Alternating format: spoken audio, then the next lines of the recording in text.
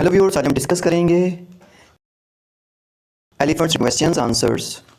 Who was tuskless, tuskless कौन थी?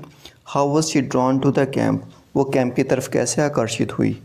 टस्कलेस was a female elephant, वो एक मादा एलिफेंट थी। She was a part of the herd that lived close to the camp, वो झुंड की एक हिस्से झुंड में रहने वाली एक सदस्य थी जो कि कैंप के पास रहता था। She was drawn to the camp because of the smell of the food, वो कैंप की तरफ आकर्षित इसलिए हुई क्योंकि वहाँ पर खाना था और खाने की खुशबू से वो आकर्षित हुई।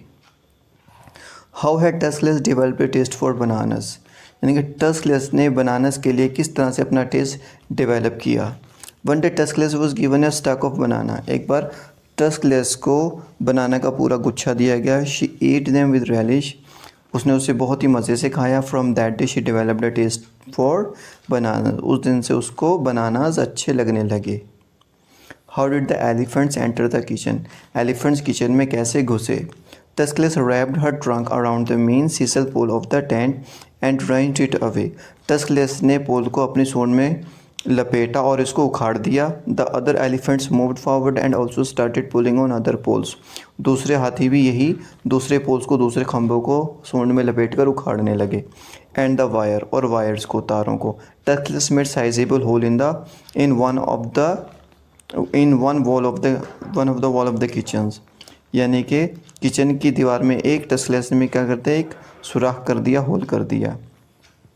Getting food out of the tent was not easy for tuskless, यानी कि टेंट में से फूड खाना हासिल करना टस्कलेस के लिए आसान नहीं था। कैसे? Yes it was not easy to get food out of the tent, हाँ टेंट से फूड लेना आसान नहीं था। She had to break through the kitchen walls, उसको किचन की दीवार तोड़नी पड़ी। एंड टर्न आउट ट्रंक्स, और ट्रंक्स को निकालना पड़ा। She had to smash the cupboard to get the rest of the food, और उसको कबर्ड को भी क्या करना पड़ा, स्मैश करना पड़ा, तोड़ना पड़ा, कुचलना पड़ा फूड निकालने के लिए। What was near ecstasy for raiders, raiders के लिए परमानंद का साधन क्या था? The fruits which could be place whole in the mouth and crushed, यानी कि उनके लिए सबसे ज़्यादा आनंद का साधन क्या था कि कोई फ्रूट जैसे कि अनानास, पाइनएप्पल अगर दांतों में बीच में रख कर उसको क्रश किया जाए और उसका जो रस है जब वो पिए, उसका मज़ा जो था वो सबसे ज़्यादा आनंददायक था। और दूसरी आइटम्स खाने की, was a feast for elephant, ये एलिफेंट्स के लिए था, ये एक दावत की तरह थी ये सब। It was near ecstasy for them to find such store of food, ये उनके लिए परमानेंट था, आनंद का स्रोत था कि उन्होंने अपने एक खाने के स्रोत को ढूंढ लिया, यानी कि कैंप को ढूंढ लिया जिसमें खाना था। What did the narrator first do in her arrival at the camp, अच्छा जब नरेटर कैंप में आई तो उसने सबसे पहले क्या किया? The first thing she did was chasing the elephants away in her car, सबसे पहले तो उसने कार में बैठकर एलिफेंट्स को बाहर दूर भगाया। Then she crawled into the kitchen, फिर वो धीरे धीरे किचन में गई। And remove the regulator to close off the valve as a gas was escaping, उसने किचन में जो वॉल था उसको फटाफट पहले बंद किया रेगुलेटर को, क्योंकि उसमें से गैस लीक हो रही थी। Why did the narrator blame her self for the mess, अच्छा नैरेटर अपने आप को दोषी क्यों मानता है इस सारी गड़बड़ के लिए? She blamed herself for the mess because she felt she should have taken care to put all the food items, वो अपने आप को दोषी इसलिए मानती है क्योंकि वो सोचती है कि ये मेरी गलती और मुझे ध्यान रखना चाहिए था फूड आइटम्स का। Since her camp had been raided before, क्योंकि उसके कैंप में पहले भी रेड हो चुकी थी हाथियों की। Camping in the forest is not without hazards, यानी कि फॉरेस्ट जंगल में कैंप करना खतरे से खाली नहीं।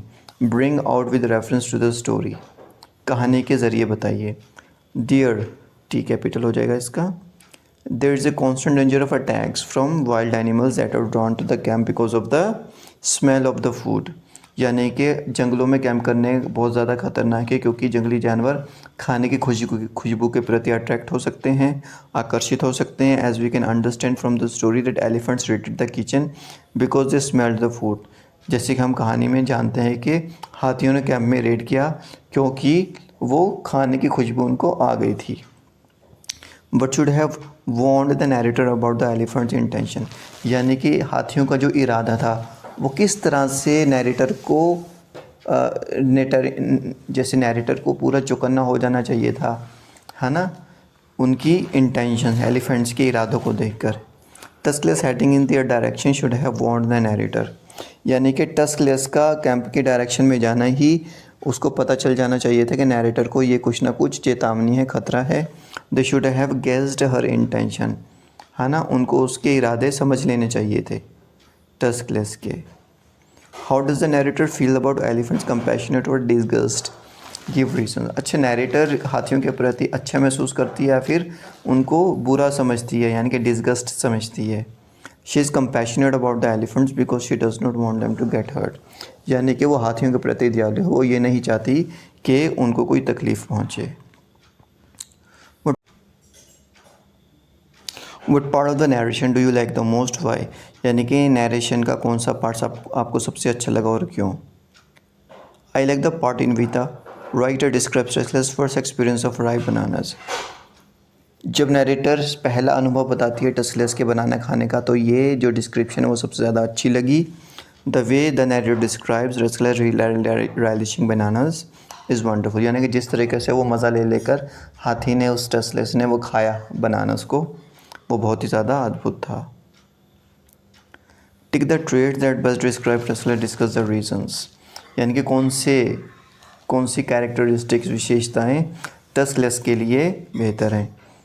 इंटेलिजेंट है वो, she knows how to find food and call her friends to join her, वो बहुत ज़्यादा समझदार है क्योंकि उसको पता है अपने फ्रेंड्स को कैसे इकट्ठा करना है, खाने को कैसे ढूंढना है।